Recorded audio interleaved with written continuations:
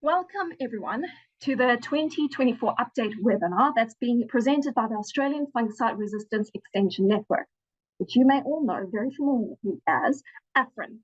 I am Cherie Cricker, AFREN Coordinator, and in today's session, we are honoured to have Brad Baxter from the New South Wales Department of Industries and Nick Poole from FAR Australia joining us.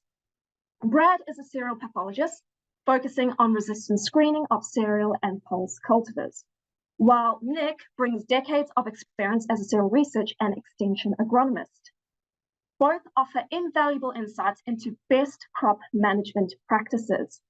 Both Brad and Nick will shed light on the topic of Septoria today, and that is going to be an update in this webinar. AFREN is supported by GRDC, and it serves as a vital platform for delivering current resources and information directly to Australian growers, agronomists, and advisors. You can explore these resources on our website, afren.com.au, which includes a fungicide resistance management guide, information on our region-specific workshops, diseases, and management fact sheets, informative webinars such as this one, podcasts, updates, and more. By collaborating with leading plant pathologists and communication experts, we aim to raise awareness about the growing concern of fungicide resistance, especially in grain crops. Our goal is to empower you with knowledge so that you can make informed decisions for crop success now and in the future.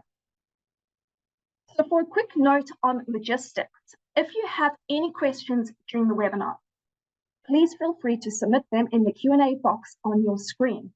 We will do our best to address them at the end of the session. So without further ado, I am going to pass on the virtual microphone to Brad and Nick to enlighten us on the latest developments regarding Septoria for the Australian grains industry. Take it away. Thank you very much, Cherie, for the introduction. This morning, I'm going to take you through some Septoria Tritici blotch management techniques, try and get a bit of an understanding of the biology of the pathogen and how we can exploit that in an integrated disease management scenario to help take the pressure off our fungicides within our systems. So firstly, this is Septoria blotch. I would bet nearly my bottom dollar that everyone has seen Septoria blotch in some capacity over the years. Septoria blotch is characterised by the black pycnidial structures that exist within the lesion. Quite often, Septoria blotch will be coexisting within a crop with other pathogens, particularly yellow leaf spot and the resting structures or teleospores of stripe rust, and can be easily confused, particularly in high pressure situations. But it is really that the presence of the black pycnidia, which is the defining characteristic of Septoria blotch.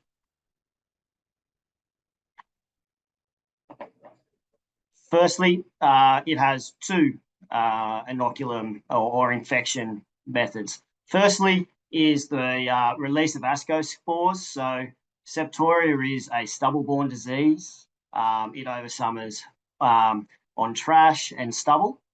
And when we go into, and this is actually, the ascospores can be released when, at any time of the year, actually, when the conditions are, ideal for them to be released. But what happens is that the ascospores are released off the stubble. They get highly wind dispersed, so they can be wind blown from one paddock to the other to infect a susceptible host crop. Once that happens, there's a thing called a latency period. It can be somewhere between 2 to 5 weeks, but generally around 4 weeks' time. So latency period is the time from infection to expression. From that point, there is a second inoculum source called Candida, which can be splash dispersed within the crop and physical touch short distances. It is stubble-borne, as I've mentioned, and this is something that we will try and exploit later on when we talk about IDM, and it can persist for a minimum of 2 years. The pathogen itself, due to the genetic diversity, is a high risk for fungicide resistance or reduced sensitivity. The good old disease triangle. So what we need is a susceptible host, we need pathogens, and we need the environment. So this here is a co-funded, the results of a co-funded project between New South Wales DPI and GRDC. So this is growers' paddocks from southern New South Wales right up into southern Queensland from 2019 to 2022. 2019 being quite dry, we can see that the Septoria pathogen, Septoria Tritici, has quite a confined region in southeastern New South Wales. But we start getting into more conducive years during 2020, 2021, and 2022. We can see the spread of that pathogen right up into southern Queensland. So I'll just point out that this is we're using the PredictB service here. This is a non-traditional use of that service. So this is actual plant material. So this is DNA levels within the plant material. So these logged DNAs cannot be corresponded to any risk categories within the PredictB manual. So what I would point out here is that when we look at the 2021 map, this is the risk that we carried into the 2022 season. In southern New South Wales and Victoria, we had a really elevated disease year.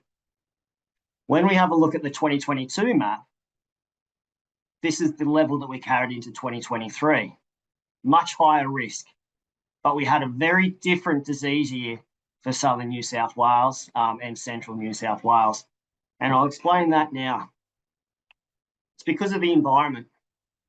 Septoria has a leaf wetness period requirement of 24 to 48 hours.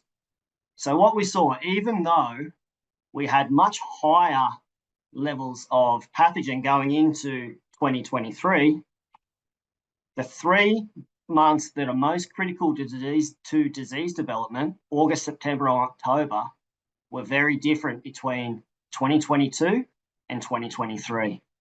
This is what drives the nuances between them. Even though we had high levels in 2023 starting risk, the season did not develop. And this is due to the rainfall period, primarily in September of 2023, which is indicated by the grey bar graph. The other factor is that we had average warmer temperatures. Combined with lower rainfall, this dried the canopy out quicker, not giving that the pathogen or the Septoria pathogen the leaf wetness period that it needed. And this can be further explained via this table here. So this is the number of rainfall events that totaled greater than 2 days in August, September, and October in 2022 and 2023. So we can see that in those critical periods, we had a lot more consecutive rain events, giving the pathogen the leaf wetness that it needed to develop into a severe epidemic. That was not experienced during 2023 for southern New South Wales, and that's what curbed the epidemic. So rolling this all up, we can have really high pathogen levels, but Septoria is so highly environmentally driven. And understanding this can give us the ability to help guide our management decisions when it comes to the spring period and identify, are we going to have a period that is conducive to Septoria development? And do we need to spray, or more importantly, to take the pressure off fungicides, do we not need to spray? And we'll talk a little bit more about that later. But for now, over to Nick to talk about Septoria resistance.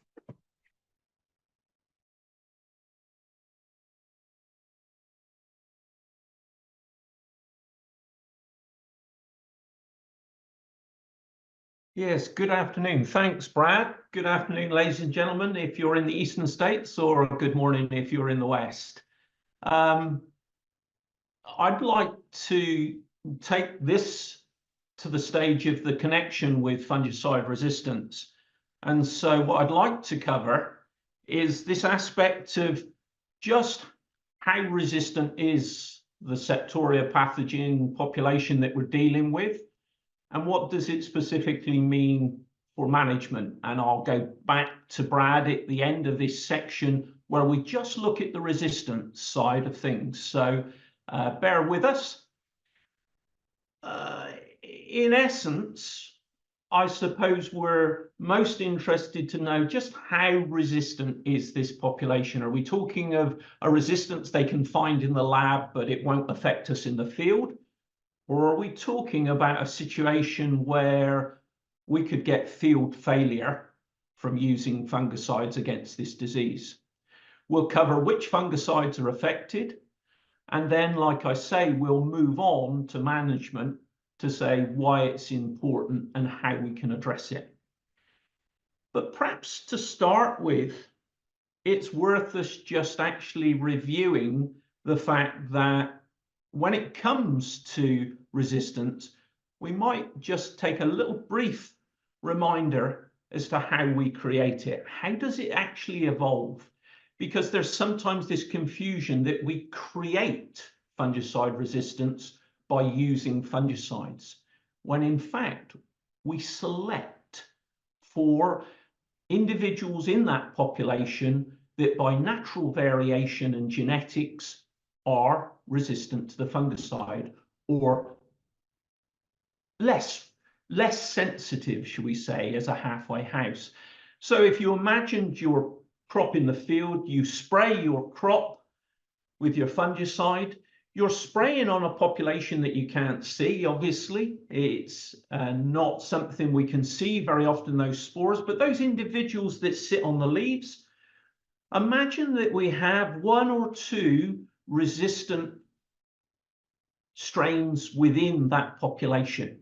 We spray, and what happens is that effectively, as we spray, we kill out those members of the population that are sensitive, and therefore the resistant individuals are now making up a bigger percentage of the population. And if those survivors are actually equally fit in the environment and the mutation hasn't cost them environmentally, they will increase in the numbers or the percentage of the population that's resistant to the fungicide.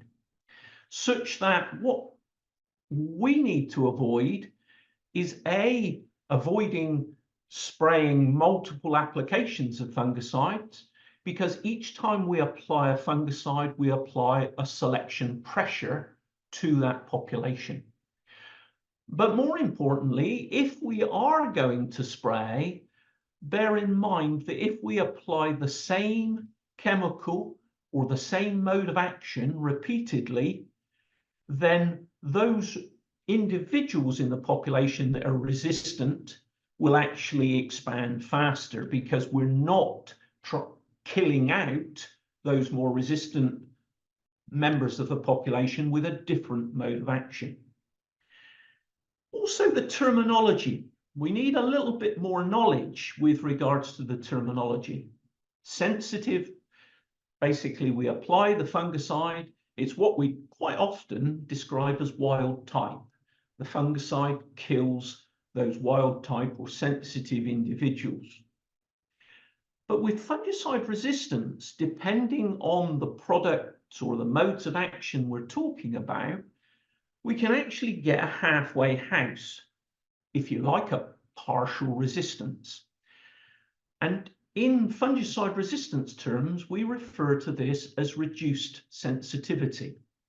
And what it in effect means is that the fungicide still works, but it might not work as well as it once did. And this tends to be with some classes of chemicals, like the triazoles, the DMI group 3s, a gradual erosion of their ability to control the disease. In some cases, with the DMIs in the early stages, you can actually up the rate and it will help. In other cases, it may not help. You could put 100 times the dose on and it wouldn't help. Things like the strobilurins, the QOIs, rate would have less impact if we had some small percentage of the population that were resistant, and I'll come back to that. Resistant means we're talking about a population, pathogen population, that you apply the fungicide and you get field failure. The level of control that you get is not acceptable. And then lastly, lab detection. With the technology that exists within CCDM, we can see very, very low levels of the disease literally in the lab, which we wouldn't be able to register necessarily with an effect on our fungicide in the field.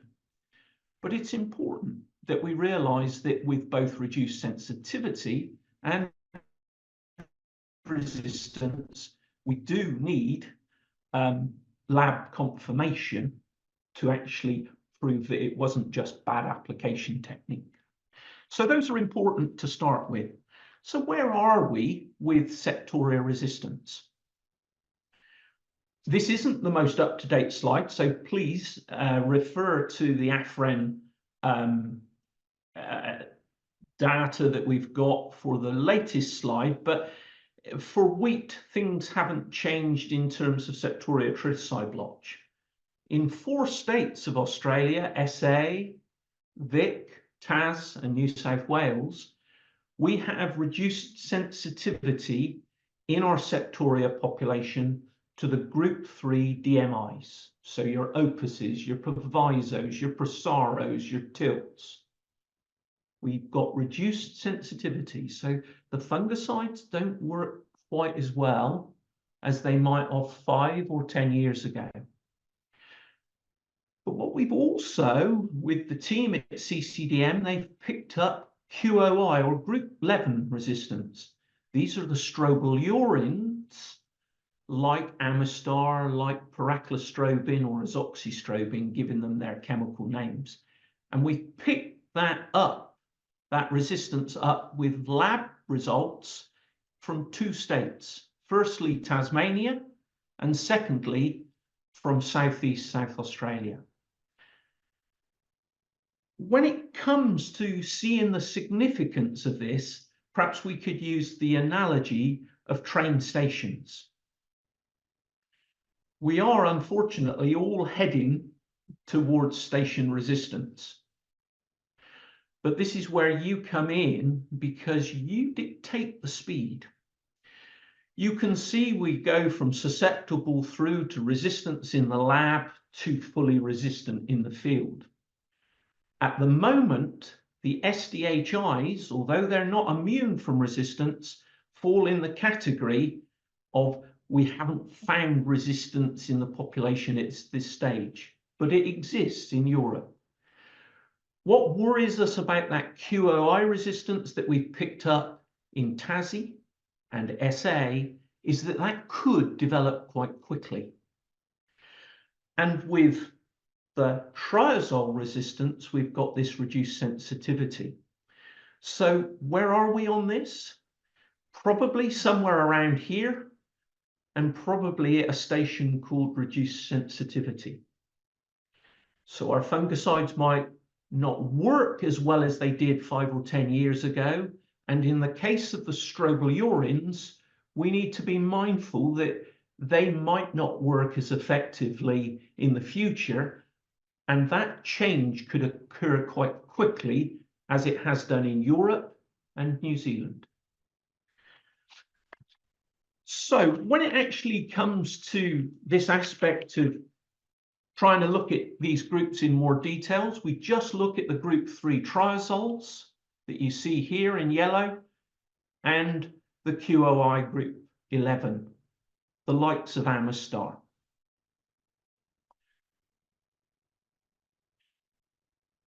Reduced sensitivity, like I says, doesn't mean that those fungicides don't work, but they might give you 85% control instead of 95% control as they did 5 years ago, giving some examples.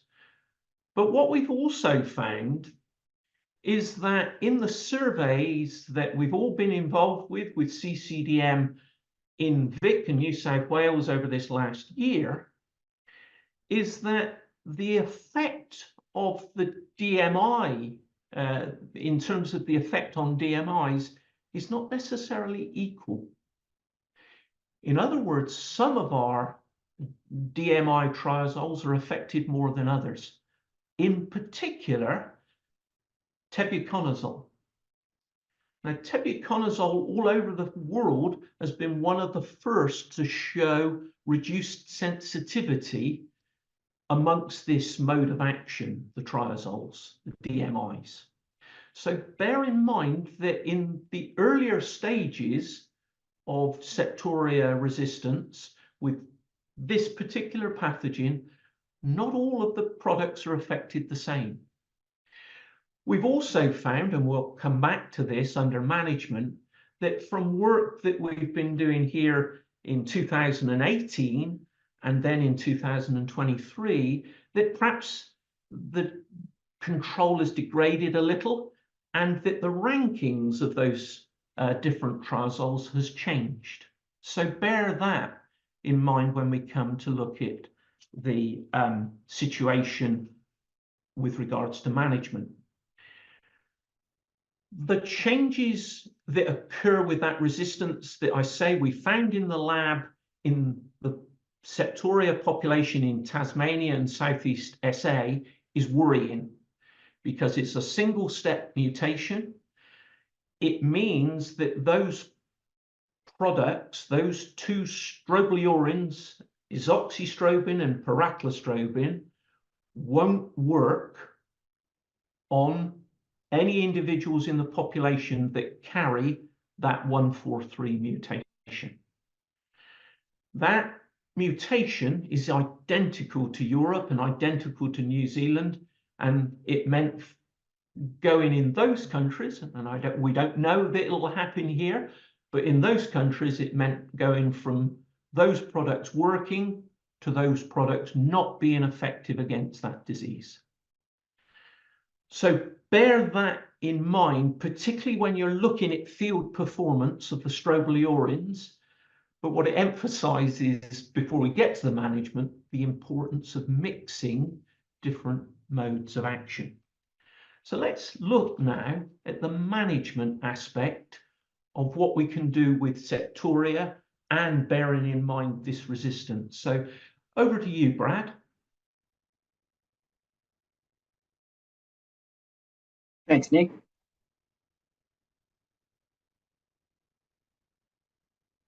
So we're going to talk now about some integrated disease management techniques here. So basically what we're going to try and do is stack everything in our favour that we can to give us the ability to reach for that fungicide drum last. So we're going to talk about variety selection, keeping away from susceptible varieties, and we're going to spend a bit of time unpacking this. And then we're going to talk about some non-chemical management, including stubble management, crop rotation, and a little bit of time of sowing effect. And then Nick's going to finish up talking about fungicide application. So firstly, variety selection. So this graph here is basically just taken from the 2023 NVT screenings. These are the resistance ratings of the current commercial cultivars that were screened under that NVT program last year. So firstly, we can see we do have some reasonable resistance levels within some of the varieties that we grow. These MRMS and MS types, generally speaking, are the long season red wheats. These may not be applicable to all growing areas. I know the areas that Nick works in, the high rainfall zones, very well suited. But for most of us that exist or crop within the medium to low rainfall zones, the majority of the varieties that we have at our disposal are going to have some kind of susceptibility to Septoria, mainly at an MSS to SVS type level. We've got a couple of, couple of spring types like Lancer and Kitty Hawk that do sit in that MS rated variety, but majority of them are going to be worse than that.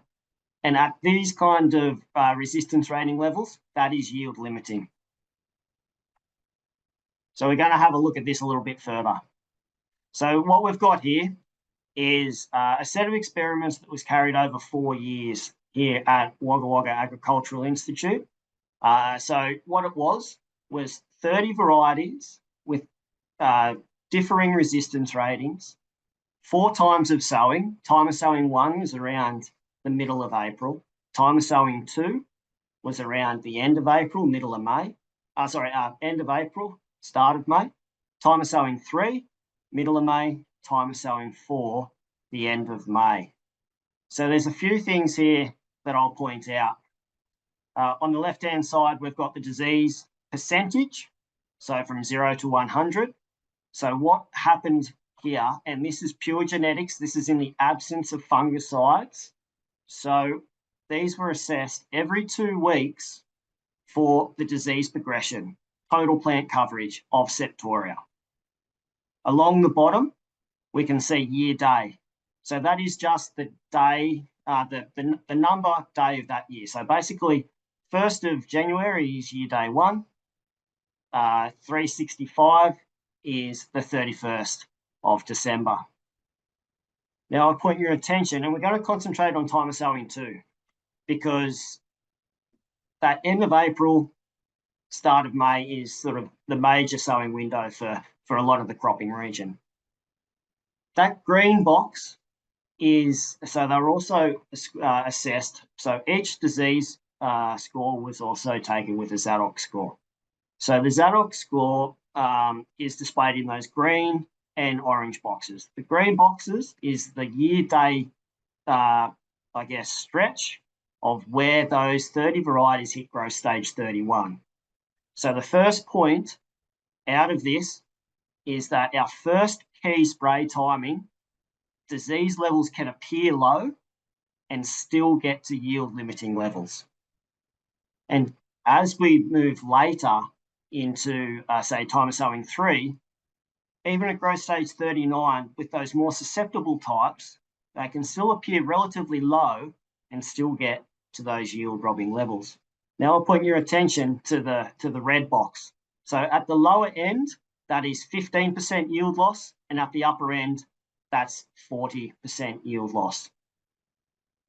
So now what we're going to show is that by picking a more resistant variety, so say in this case, the majority of our varieties are going to sit in that MS to SVS type scenario, again in the absence of fungicide, so this is genetics, we can reduce in-crop infection by up to 30%, which could be the difference between potentially 15% yield loss and 30% yield loss. So not only does picking a more resistant variety where we can limit in-crop infection, which then reduces the reliance on fungicide and reduces inoculum loads. So it has quite a number of very important purposes where we can pick a more resistant variety. Now, there's also a time of sowing effect going on here. I want to make the point straight away that it is still the most important priority to sow to maximise yield. So when we talk about time of sowing, I'm not talking about sowing late. I'm talking about sowing or manipulating within a variety's ideal window may help reduce in-crop infection levels just purely because it has less exposure to infection events. But it is still the most important thing to sow for maximum yield. And we also need to consider other diseases and weed competition. Sowing late in a high crown rot risk paddock is yield suicide. And we also need to think about things like ryegrass competition. But the ability to pick a more resistant variety reduces in-crop infection and reduces our reliance on fungicides. Now, stubble disease management and stubble. If nothing else out of this slide, take this away. It's the acknowledgement of the risk. Going back to the first slide where I indicated that it is a stubble-borne pathogen, any infected stubble can initiate an epidemic for at least 2 years. So work that has been done here at Wagga with ascospore release of stubble shows that infected stubble for at least 2 years can produce ascospores at a level to initiate the epidemic. And that risk starts at the end of that cropping year. So that's why I've got 2021 listed there and 2022. Because we fast forward 2 years, the 2021 stubble may still be producing ascospores, but the 2022 stubble, which was a very high disease year, is still going to be a risk for this year.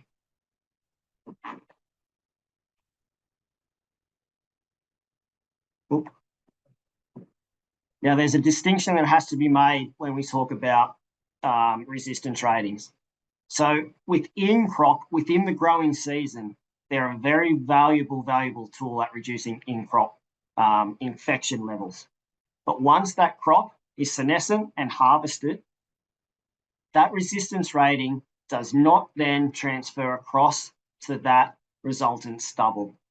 Septoria is very good at colonising the stubble at harvest. So work that's been done here in Wagga shows, statistically speaking, that an MRMS type variety is still producing the same number of ascospores coming off stubble as an SVS rated variety. So that's a distinction that needs to be made. In-crop resistance ratings are really, really important, but when we're talking about senescent stubble, that does not transfer over. So essentially, any stubble that has Septoria colonised can be a big risk. Which means, particularly in southern New South Wales, where we have very tight wheat, canola, wheat rotations, or if we go across to South Australia where we have tight wheat, lentil, wheat rotation, one break crop may not be enough to reduce the risk for the following cereal phase. So crop rotation is highly important, not just for stubble-borne diseases like yellow leaf spot or Septoria in this case, but also diseases like crown rot too. So by providing a hostile environment, by having diverse crop sequences, is going to encourage that stubble breakdown. Growing alternate crop types is going to open the breadth of fungicides available to you to help reduce the repeated reliance on a particular mode or a particular active when growing wheat on wheat or wheat in very tight rotation. So crop rotation is very important. Now, other work that's been done here at Wagga is to do with harvest cut height. Stubble obviously is the medium that the Zymo Septoria pathogen survives on over summer.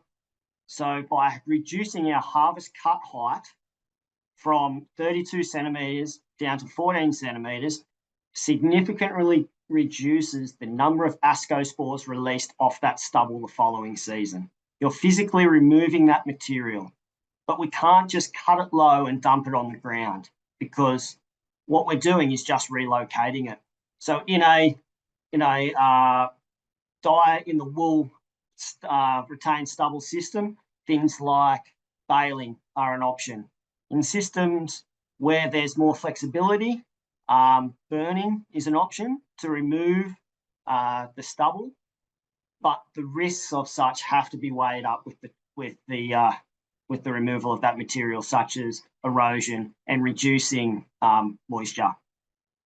What that will also do, it will limit your in-crop inoculum loads. But going back to the first slide, where ascospores are highly wind dispersive, it doesn't take away your risk fully, because infected stubble in neighbouring paddocks or much further away can blow ascospores in and still infect your crop. But it may delay or reduce that immediacy of that in-crop inoculum. Now, the take-home messages from the IDM.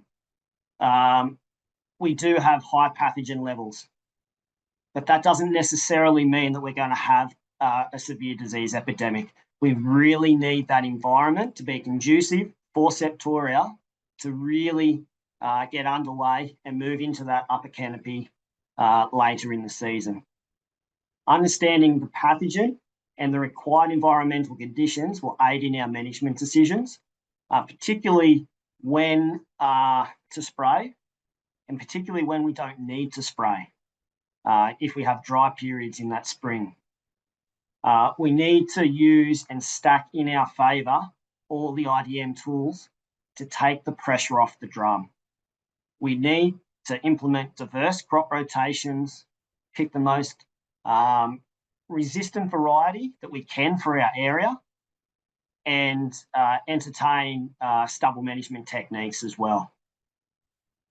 These all combined to take the pressure off fungicides because, as Nick's alluded to, it's real, and each fungicide application is a potential selection event. So most state departments offer a free to grower advisor diagnostic and management service. So if you're in doubt, before pulling the trigger on a fungicide application, get in contact with your local pathologist and get a correct diagnosis. Now, Nick's going to finish off. So just lastly, thank you to AFREN for the opportunity to present and Nick for co-presenting. GRDC, DPI, co-investments under those codes, Andrew and Steve, the technical staff, and lastly, growers and agronomists. So thank you very much. I'll hand back to Nick to bring it home. Thank you, Brad. And I suppose most importantly with what Brad said is that he showed how fungicides are the last line of resort, basically, in terms of management. And that's something that really relates to the more fungicide we use, the faster we potentially select for resistance. And so if we can take on board some of those IDM measures, and you've got them very much in terms of trying to avoid those susceptible varieties, rotate those crops as much as we can with the use of time and distance. And as Brad's just finished off with, looking at the importance of removing aspects that could be what we describe as a non-chemical lever for control before we get to the fungicides. And it's just these last two of now introducing you to the fungicide resistance 5.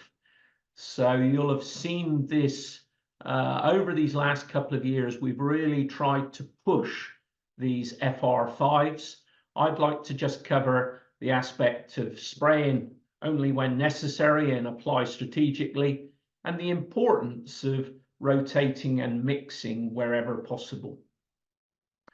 So how can we spray strategically and only when necessary? Well, I think it's really important to recognize that there are different points in the crop's life where we get bigger benefits from using our fungicides than others.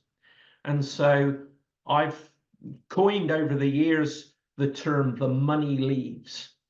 We have to recognize that fungicides really are most effective on the foliage that you spray them on. And therefore, one of the things that really comes back to what Brad said was his first critical timing for his fungicides in general is growth stage 31 or first node. And in most crops, that will mark the start of the emergence of flag -2, such that by the time we get into that growth stage 31, 32, so first to second nodes, we will be looking at the emergence of flag -2. What's flag -2? Well, it's effectively the third leaf down from, you've got the flag leaf, flag -1, and then flag -2. Those top 3 or 4, including F -3, on occasions with high disease pressure, are what we refer to as the money leaves, because most of the time when we spray fungicides on those leaves, we're more likely to actually get our money back or come back to the central premise of why we apply fungicides. If you've done as Brad suggested and pulled as many levers as you can before you get to this point, then all the better, because it means that we'll need less applications and less fungicide, and therefore we've reduced the use of fungicides in that case. So if you want a target window where our fungicides are most used to us, then probably that growth stage 31 through to flagleaf in particular, but in higher rainfall zones, possibly even out to that emergent stage. And you have to be careful with your label cutoffs here in terms of what you apply when you get into that later head spray window.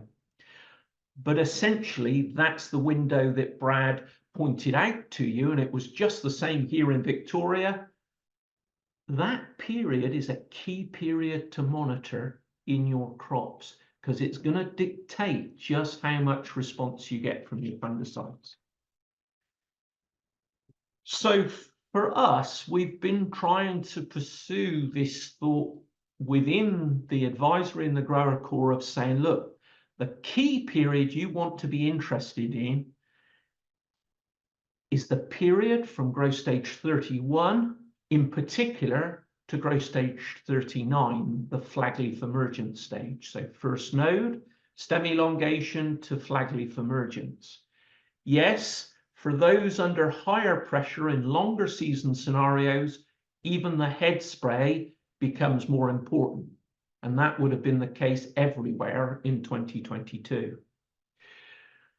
But what we've been focusing on is making sure that if you have a wet period between that first spray timing and second spray timing, that you're clocking it.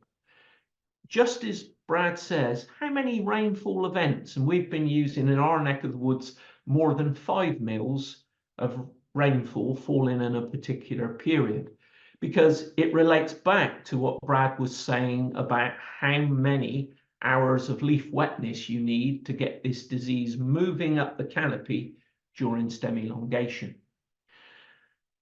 If that gap between those two sprays is too great because you've either sprayed very early with the herbicide and then not taken account of that long gap up to flagleaf, what can happen is those key money leaves under the flag, F-1, F-2, emerge in a period of wet weather with no protection. So monitoring that gap, and excuse those that haven't been on the London Underground and seen the sign, mind the gap, mind the gap. It's a key watchword or phrase for this particular management of this particular disease. And it's more important with this disease because of something else Brad said. This disease has a long latency period. It disguises itself in the crop, meaning that you can have a crop where the two top leaves at flagleaf look clean, but are in fact infected if you've had that wet, conducive conditions or environment. So, key period to monitor what's happening with this disease. We were looking at this with some varieties in our what we call gen trials, and I think it's important to say that stripe rust, we don't get just one disease. So stripe rust for us further south was a major issue, and it's important to point out that with susceptible varieties, flutriafol still very much has a place for control of stripe rust. So when we tend to talk about diseases like this, we sometimes forget that diseases can sometimes come along as a mix or a complex. And why I bring up the stripe rust is that this is results from what we call our germplasm evaluation network, where we work with the breeders, providing some control varieties, and we say, plus and minus fungicide, what difference did it make? And you can see that we've identified in some of the newer lines or newer cultivars and some of the lines coming through some good genetic resistance in our part of the world. However, in 2023, these responses here in varieties like Genie, Rockstar, Croc, Willora were due primarily to stripe rust infection.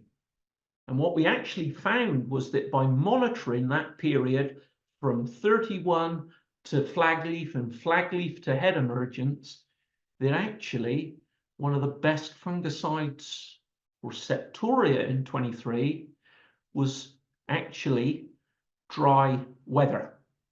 So those responses that we got there were primarily stripe rust control, but dry weather has a very, very good fungicidal effect on Septoria Tritici blotch, as Brad's already pointed out. So thinking about spraying strategically and only when necessary, the products, what are the products doing? And this is some experimentation from this last season where I'm trying to show the value of the control you get by mixing the actives together. So here you can see that we've got Proviso, Prosaro, which is a mix of two group 3 DMIs, effectively Aureus plus Proviso equals Prosaro, Opus here, and then what we used to call Follicure, now branded amongst many brands, but in our case, Aureus, here, tebuconazole.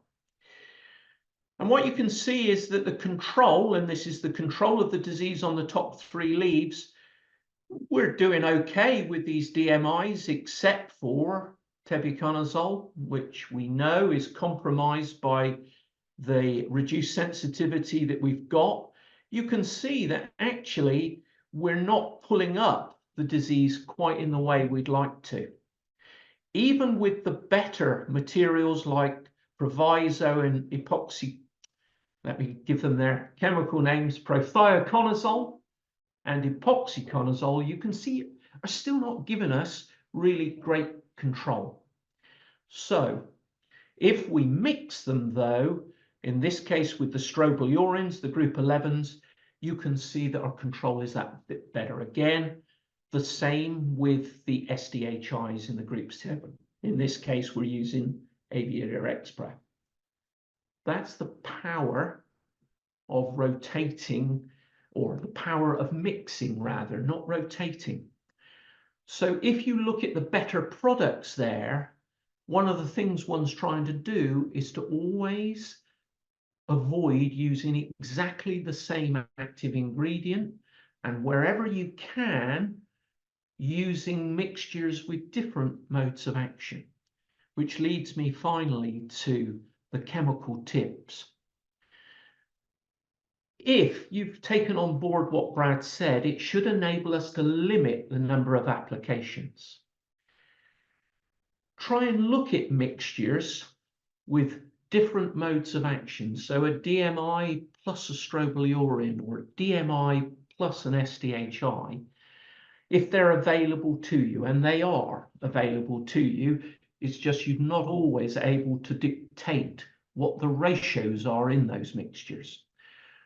When it comes to the triazoles, the group 3 DMIs, try not to repeat the same DMI at the different spray timings within a 2 or 3 spray program. So if you've used epoxyconazole first, try and then move to, say, prothioconazole. Or if you've used ciproconazole first, try and use epoxyconazole next. Because although they're the same mode of action, we know that reduced sensitivity doesn't affect them all equally. What we can say with some surety is tebuconazole's not very effective with the dominance of the reduced sensitivity strains we have. We also know flutriafol doesn't work as well in the presence of those reduced sensitivity strains. And to be honest, propiconazole, which has never been the most effective DMI for Septoria control, also doesn't work that well. When it comes to the SDHIs and the QOIs, the group 7, group 11, try and think of not applying them more than once. And that gives a dilemma if you're spraying 3 times, because you are being encouraged to only use those mixer partners once. So think about that one. Think about the most strategic times to use them, because there will be one of those timings when you can't either avoid using a second SDHI or QOI, but at least make sure that you haven't done the next consecutive spray with another QOI or another SDHI. Keep within the labels there. Use fungicides before widespread infection can sometimes need qualifying. Qualify it by saying use fungicides before widespread infection on the leaves that matter, because that's how you reconcile it with using them strategically. And I think, as ever, try and not compromise your fungicide performance by working outside of the rate range. Most of these chemicals have a rate range which enables you to choose the rate for the situation. And if you've not taken on anything that Brad and I have said through this, then our apologies. But could I at least say, note down the fungicide resistance 5, because that is the key to helping us keep on top of Septoria without losing the power of our fungicides. Thank you.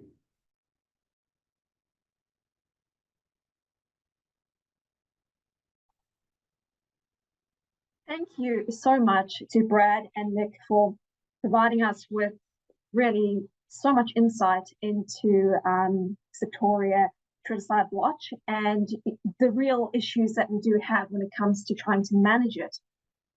Now, I do have 2 questions that I'd like to pose, and maybe I'll designate a question per person. Nick, I'll see if this will be one that you'd like to answer. How important is it, given that, you know, the spores are really transmitted mostly through wind dispersal, how important would it be for neighbouring growers to be active in their management practices?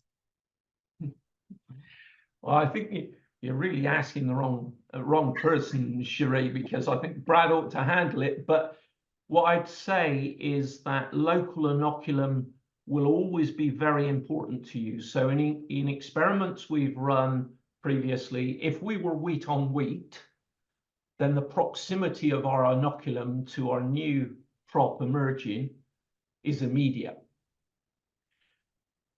But as Brad said, the ascospores have an ability to travel.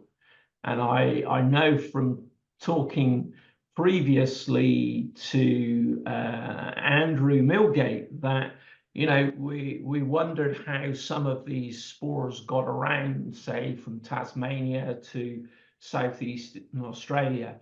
I think we have to recognize these ascospores travel long distances, but what it probably does is it builds in a little bit of a lag, particularly if you're growing crops in a more isolated scenario. I always think of some of our mixed farming setups where it might not be continuous crop all the way through. Sometimes that will give a degree of protection.